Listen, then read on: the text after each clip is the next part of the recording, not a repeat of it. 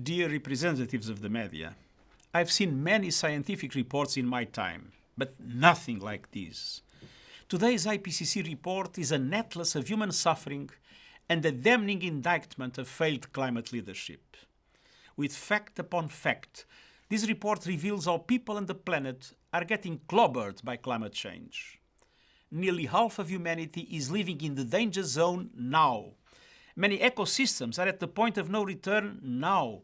Unchecked carbon pollution is forcing the world's most vulnerable on a frog march to destruction now. The facts are undeniable. This abdication of leadership is criminal. The world's biggest polluters are guilty of arson on our only home. It is essentially to meet the goal of limiting global temperature rise to 1.5 degrees. And science tells us that will require the world to cut emissions by 45% by 2030 and achieve net zero emissions of greenhouse gases by 2050. But according to current commitments, global emissions are set to increase almost 14% over the current decade. That spells catastrophe. It will destroy any chance of keeping 1.5 alive. Today's report underscores two core truths. First, coal and other fossil fuels are choking humanity. All G20 governments have agreed to stop funding coal abroad. They must now urgently do the same at home and dismantle their coal fleets. Those in the private sector still financing coal must be held to account. Oil and gas giants and their underwriters are also on notice. You cannot claim to be green while your plans and projects undermine the 2050 net zero target and ignore the major emission cuts that must occur this decade. People see through the smoke screen. OECD countries must phase out coal by 2030 and all others by 2040. The present global energy mix is broken. As current events make all too clear, our continued reliance on fossil fuels makes the global economy and energy security vulnerable to geopolitical shocks and crises.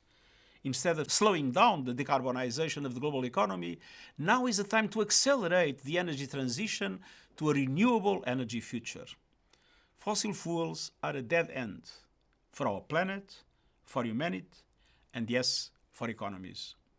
A prompt, well-managed transition to renewables is the only pathway to energy security, universal access, and the green jobs our world needs. I'm calling for developed countries, multilateral development banks, private financiers and others to form coalitions to help major emerging economies end the use of coal. These targeted mechanisms of support would be over and above existing sustainable development needs. The second core finding from this report is slightly better news. Investments in adaptation work. Adaptation saves lives. As climate impacts worsen, and they will, scaling up investments will be essential for survival. Adaptation and mitigation must be pursued with equal force and urgency. That is why I've been pushing to get the 50% of all climate finance for adaptation. The Glasgow commitment on adaptation funding is not enough to meet the challenges faced by nations on the front lines of the climate crisis. I'm also pressing to remove the obstacles that prevent small island states and least developed countries from getting the finance they desperately need to save lives and livelihoods. We need new eligibility systems to deal with this new reality. Delay means death.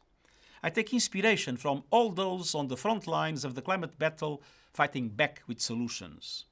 All development banks, multilateral, regional, national, know what needs to be done. Work with governments to design pipelines of bankable adaptation projects and help them find the funding, public and private. And every country must honor the Glasgow Pledge to strengthen national climate plans every year until they are aligned with 1.5 degrees Celsius. The G20 must lead the way, or humanity will pay an even more tragic price. I know people everywhere are anxious and angry. I am too.